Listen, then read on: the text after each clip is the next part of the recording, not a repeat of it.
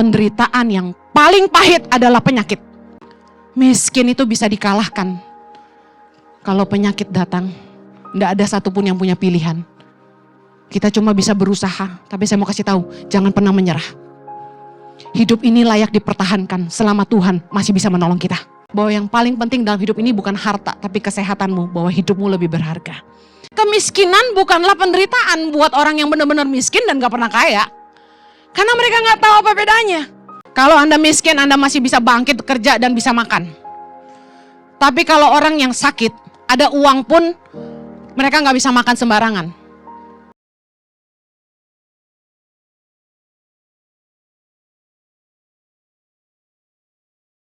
Terima kasih, kami percaya kami terima kemenangan, kami terima sukacita dan jawaban doa dari Tuhan di dalam nama Yesus. Sebentar kami akan dengar firman-Mu, berbicara buat kami, tumpahkan isi hati-Mu dan tolong hamba-Mu, karena sungguh tanpa Engkau hamba tidak mampu. Terpujilah nama Tuhan yang siap diberkati Tuhan. Sama-sama kita katakan amen. Hari ini saya akan share tentang bagaimana kita harus setia dengan hidup yang Tuhan percayakan dalam hidup kita. Amin. Hidup adalah kepercayaan dari Tuhan. Kalau kita masih bisa hidup sampai hari ini, berarti Tuhan masih percaya kita. Dan kita mau setia dengan itu. Judul yang saya kasih adalah jangan jadi sumber penderitaan. Katakan kanan kirimu, jangan jadi sumber penderitaan. Penderitaan yang paling pahit dalam hidup ini bukanlah kemiskinan. Penderitaan yang paling pahit dalam hidup ini adalah penyakitan. Banyak orang berpikir harta adalah segalanya, tapi saya kasih tahu, kesehatanmu lebih berharga daripada hartamu. Banyak orang mengejar harta seumur hidupnya, tapi kemudian mereka tidak bisa menikmati apa-apa karena mereka lupa. Harta yang jauh lebih berharga adalah kesehatan, yaitu hidup kita. Yang setuju katakan amin. Kalau Anda miskin, Anda masih bisa bangkit dan bekerja supaya bisa makan. Saya ini orang yang pernah susah, jadi saya ngerti apa yang saya ngomongin. Orang yang susah tidaklah menderita.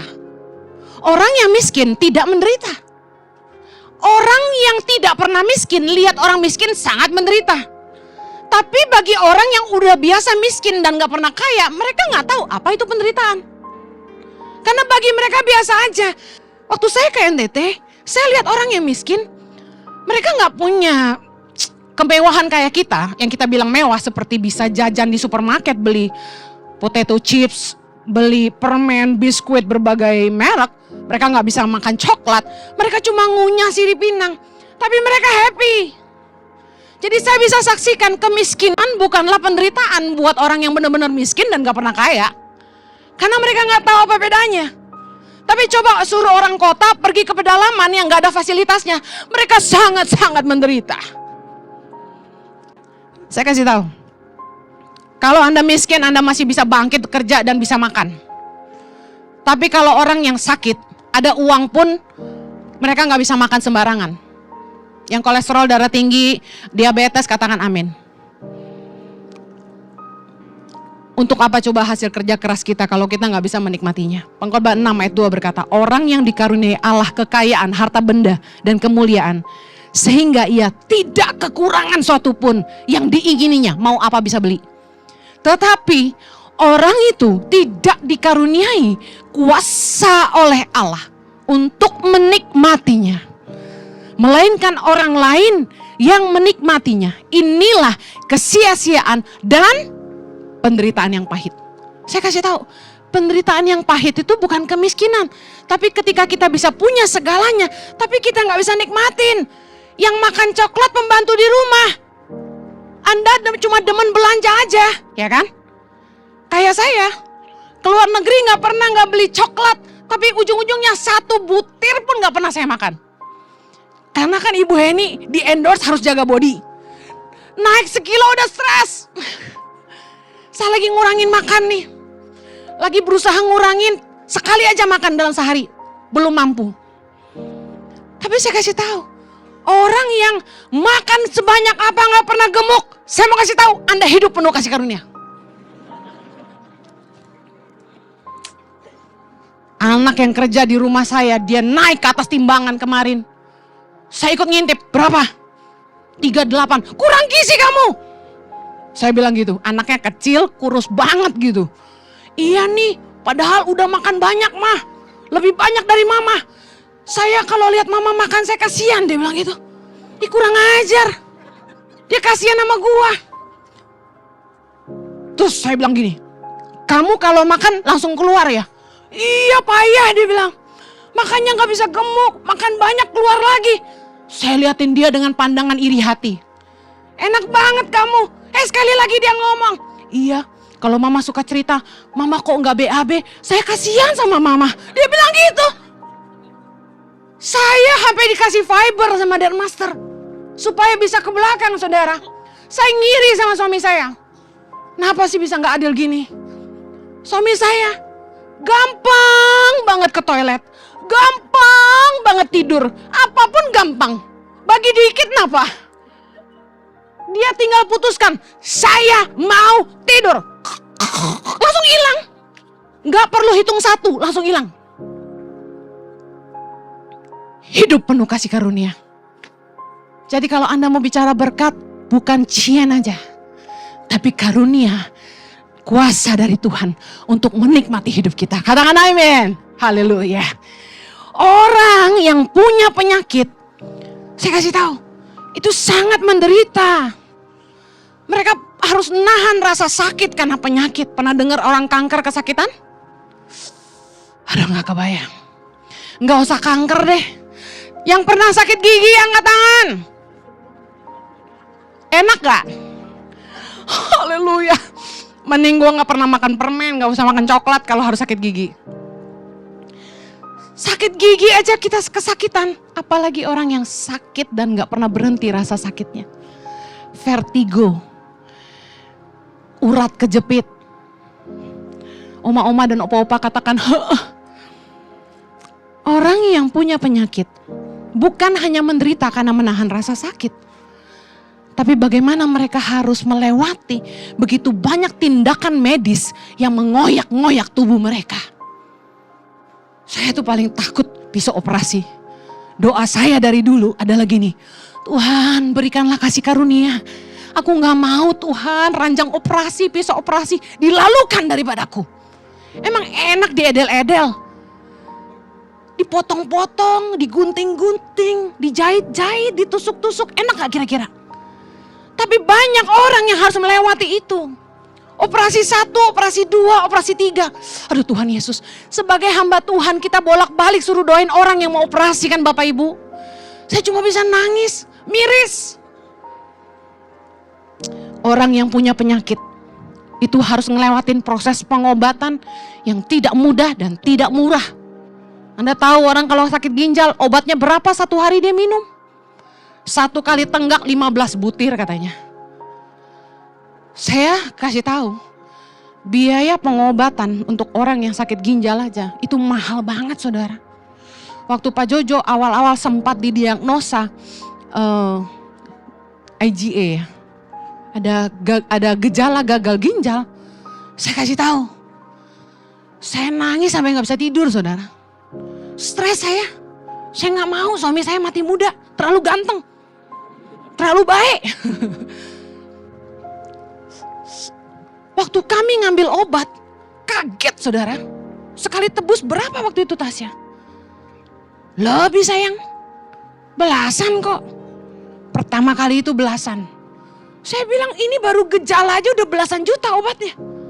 Bagaimana selanjutnya? Gak kebayang. Belum yang treatmentnya di MRI aja mahal banget ya saya. Kaget-kaget kita bayarnya. Kan gak semua ditanggung asuransi. Saya terus berdoa mujizat sempurna terjadi buat hidup suami saya. Amen. Makin kesini dia makin baik. Saya percaya pasti sembuh total. Obatnya udah mulai dikurangin. Haleluya. Saya bukan pusing biayanya. Kasihan kalau sampai gagal ginjal. Anda tahu ujungnya apa? Cuci darah.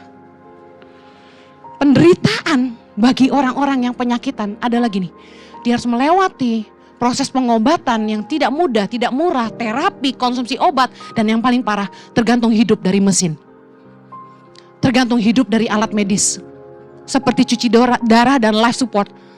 Orang kalau dicopot dari mesin, that's it, dia meninggal. banyak yang ngalamin itu. Jadi kalau saya mau bilang gini, penderitaan yang paling pahit adalah penyakit. Katakan amin. Miskin itu bisa dikalahkan. Kalau penyakit datang, tidak ada satupun yang punya pilihan. Kita cuma bisa berusaha, tapi saya mau kasih tahu, jangan pernah menyerah. Hidup ini layak dipertahankan selama Tuhan masih bisa menolong kita. Amen. Haleluya. Saya mau awali dulu supaya mindset Anda berubah.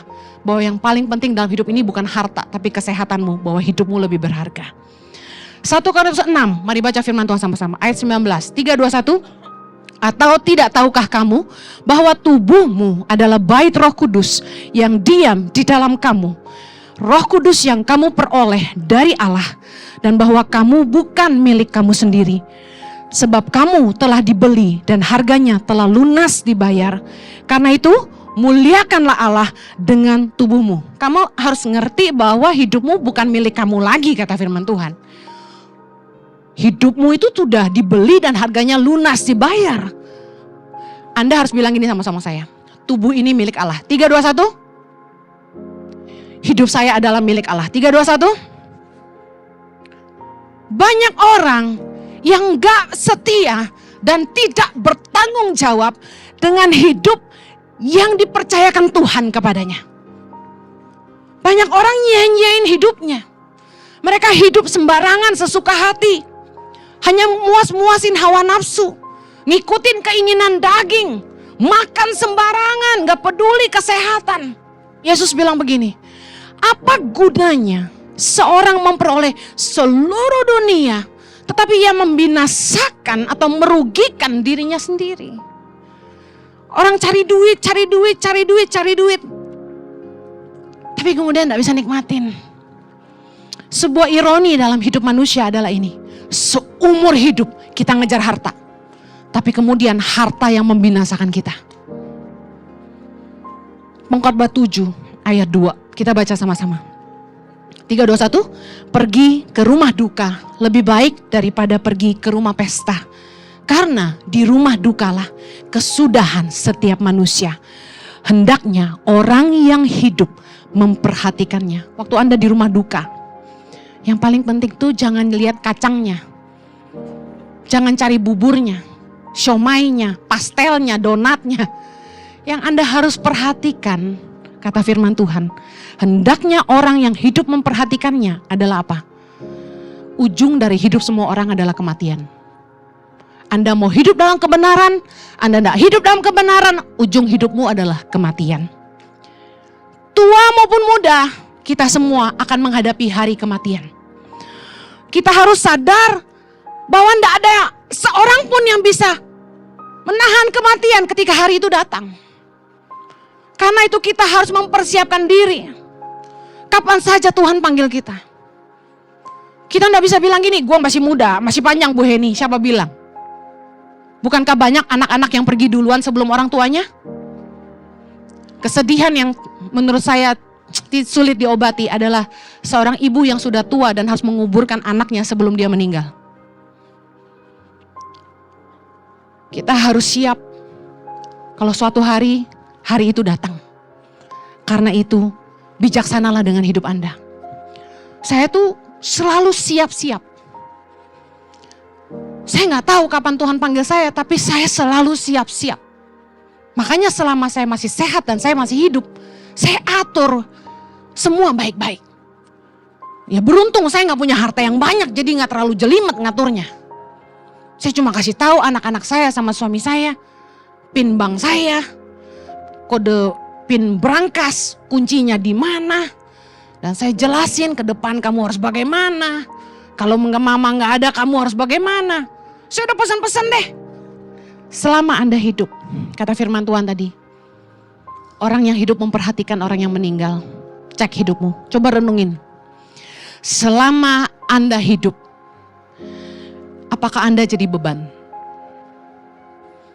Apakah ada orang-orang yang dirugikan selama Anda hidup? Yang kedua, kalau suatu hari Anda mati, apa yang Anda akan tinggalkan? Tanyakan dirimu. Hutangkah? Warisankah? Nama baikkah? Atau nama buruk? Saya mau kasih tahu akhir dari hidup kita, setiap kita, tergantung dari bagaimana kita hidup hari ini. Lihat firman Tuhan, Roma 2 ayat 6, kita baca sama-sama. Ia akan membalas setiap orang menurut perbuatannya, yaitu hidup kekal kepada mereka yang tekun berbuat baik, mencari kemuliaan, kehormatan, dan ketidakbinasaan, tetapi murka dan geram kepada mereka yang mencari kepentingan sendiri, yang tidak taat kepada kebenaran, melainkan taat pada kelaliman. Penderitaan dan kesesakan akan menimpa setiap orang yang hidup, yang berbuat jahat, pertama-tama orang Yahudi dan juga orang Yunani. Tetapi kemuliaan, kehormatan, dan damai sejahtera akan diperoleh semua orang yang berbuat baik, pertama-tama orang Yahudi, juga orang Yunani. Ayat 11, sebab Allah tidak memandang bulu. Hati-hati dengan hidupmu, bijaksanalah. Apa yang kamu tabur selama hidup, itu yang kamu akan tuai di hari nanti. Hendaklah yang hidup memperhatikan hari kematian. Apa yang kamu buat dengan hidupmu?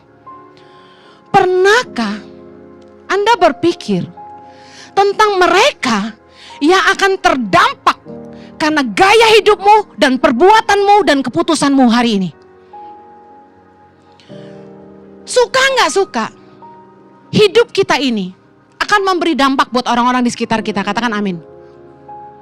Banyak orang yang sangat egois, hidup hanya mementingkan diri sendiri. Kita akan bahas nanti. Saya punya salah satu prinsip hidup, di mana bagi saya, selama saya hidup, saya nggak mau jadi beban buat orang. Selama saya hidup, saya nggak mau hidup saya nyusahin orang. Makanya saya tuh doa gini, Tuhan, suatu hari kalau saya harus mati, saya mau matinya lagi tidur. Kalau bisa itu nggak usah pakai sakit. Luputkan saya dari pisau operasi. Kalau Tuhan mau panggil saya lagi bobok, ngimpi ketemu Yesus, benar-benar loh, bener nih, saya udah mati nih, sampai gitu, nggak sadar. Tahu-tahu udah dipanggil Tuhan aja, nggak usah pakai jatuh di kamar mandi, nggak usah lah Tuhan, lagi bobo aja. Doa saya, kalaupun Tuhan izinkan sakit penyakit, jangan lama-lama Tuhan.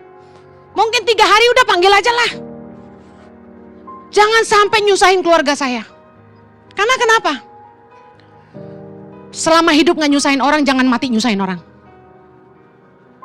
Saya menyaksikan, ada seorang kenalan dekat mama saya. Mamanya sakit parah. Sampai harta mereka habis untuk mamanya berobat. Karena bagaimanapun kita sayang mama kita toh. Dia sampai udah gak punya uang. Dia jual tokonya supaya bisa bayar tagihan rumah sakit yang banyak. Belum selesai tagihan, dia harus jual rumahnya supaya bisa bayar pengobatan mamanya. Mamanya gak keluar-keluar di rumah sakit. Anda tahu, akhirnya mamanya meninggal juga. At the end of the day kita semua harus meninggal, bukan? Tapi bagaimana dengan mereka yang kita tinggalkan? Setelah mamanya meninggal, anaknya udah gak punya apa-apa, saudara. Dan yang sedih gini, anaknya udah gak muda. Umurnya udah hampir lakcap, udah 50-an. Istilahnya mau bangun hidup lagi berat. Bukan gak bisa, masih bisa. Tapi kasihan. Makanya saya doa sama Tuhan, kalau suatu hari Tuhan panggil saya gak mau jadi beban buat anak-anak saya. Makanya dari sekarang asuransi kesehatan dan asuransi jiwa penting, saudara. Agen asuransi selalu diuntungkan dari khotbah saya. Meskipun saya bukan agen asuransi, tapi saya kasih tahu, saya paling marah sama orang-orang yang egois. Makan seenak perut, makan yang dia mau, hidup sembarangan, tidur subuh, bangun siang, hidupnya gak sehat.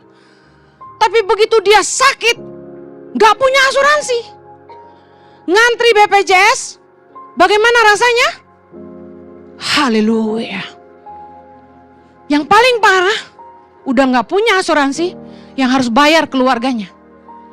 Lalu begitu meninggal, gak ninggalin asuransi jiwa yang bisa nutupin utang-utang biaya pengobatan. Bye-bye.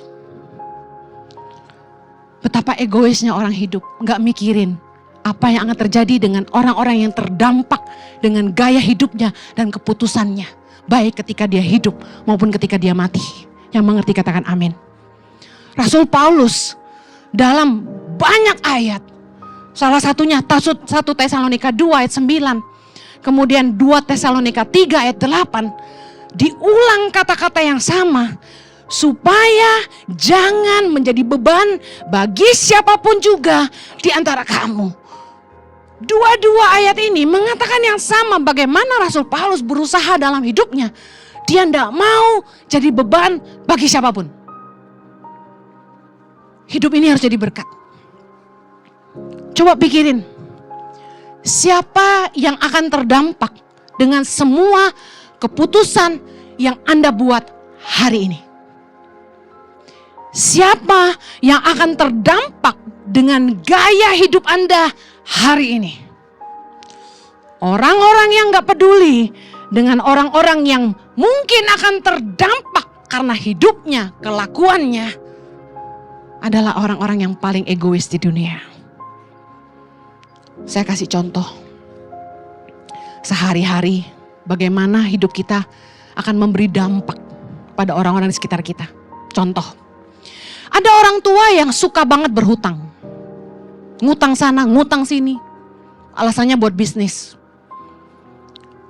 Tapi kemudian mereka tidak mikir. Kalau ada apa-apa sama mereka, siapa yang nanggung hutang mereka? Berapa banyak anak istri yang harus meninggalkan rumah karena papanya berhutang di mana-mana. Kalau bisa rubah gaya hidup kita. Cukupkan diri kita dengan apa yang ada. Kalau sampai kita pinjam uang bank, pastikan Anda punya uang aset lebih untuk menutupi hutang itu. Jangan pinjam uang sama bank, lalu kasur tempat anakmu tidur pun diangkut, bahasanya gitu. Bisa paham gak? Yuk hidup berpadan, jangan terlalu berani ngambil resiko. Anda pikir gini, ya terserah gue, duit-duit gue. Pikirin yang dikorbanin. Kalau selama hidup tidak bisa jadi teladan, jangan sampai mati jadi beban. Kalau tidak bisa ninggalin warisan, paling tidak jangan ninggalin utang. Ada adik atau kakak yang begitu nafsu untuk berbisnis tanpa perhitungan, tapi langsung menginvestasikan uang besar, pinjam uang bank dan sebagainya karena tergiur dengan keuntungan yang besar. Waktu dinasehati sama kakak adiknya, sama orang tuanya, dengan galak berkata, jangan ikut campur. Dinasehati sama sahabat-sahabatnya, bilang apa? Bukan urusan kalian. Tapi tebak, begitu bisnisnya bangkrut, gak bisa bayar hutang bank, uang aset-asetnya habis, kira-kira dia minta tolongnya sama siapa? Waktu orang itu kaya, waktu orang itu sehat, mereka sangat angkuh dan berkata, ini duit-duit gua, hidup-hidup gua, bukan urusan lo. Tapi waktu mereka susah, kita yang terkena dampaknya, gak bantu, dibilang gini, lu mau bantu gak sebenarnya? Wih, galakan mereka. Saya belajar di hidup saya, orang tuh udah susah, kalau sombong tetap sombong. Udah miskin aja masih sombong, mau minta bantuan aja galak. Udah gak usah banyak ngomong, lu mau bantu gak? Gitu. Pernah gak Anda digituin? Saya udah pernah. Jadi lu gak mau bantu gua? Digituin saya. Saya jadi bingung, yang butuh siapa? Kebanyakan yang ngutang lebih galak daripada yang ngutangin. It's real. Haleluya. Lihat, Anda bisa paham orang-orang yang terdampak dengan keputusan? Lagi. Ada ayah-ayah yang suka main perempuan. Menabur benih di mana-mana. Anaknya di berbagai negara. Gak ada urusan sih sama kita, bener gak? Tapi bagaimana begini? Begitu ayah kita gak ada, tiba-tiba ada orang datengin kita dan bilang gini, Cici, aku adeknya Cici. Oh ya, adek ketemu gede? Enggak, kita saudara. Sama bapak lain ibu. Oh ya? Iya.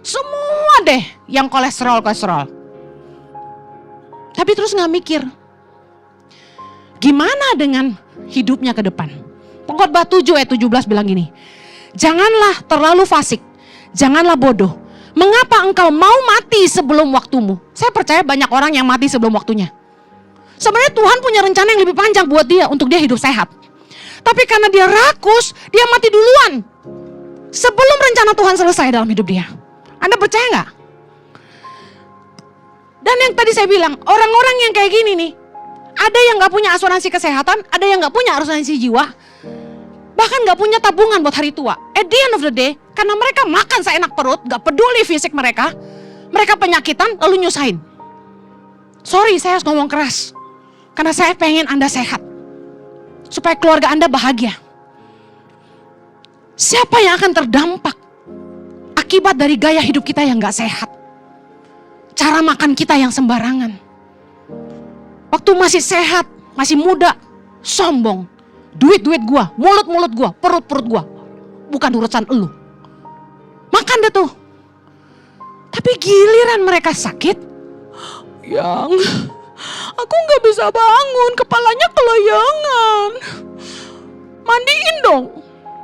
Ntar kalau gak mau dibilang gak setia. Tapi giliran sehat gak tahu diri kalau dikasih tahu si istri. Pah, jangan makan manis terus. Itu level gula lu udah mentok kata dokter. Dikit lagi insulin lo. Dikit-dikit jadi bukit. Dibilangin istri gak boleh makan manis, jajannya di luar. Bohongin lagi. Bilang sama tukang warung, jangan bilang istri saya kamu ya. Saya gak belanja lagi di sini. Istri dikibulin, begitu sakit istri yang ngurusin. Nyebelin gak? Ini saya gak curhat, suami saya gak gitu.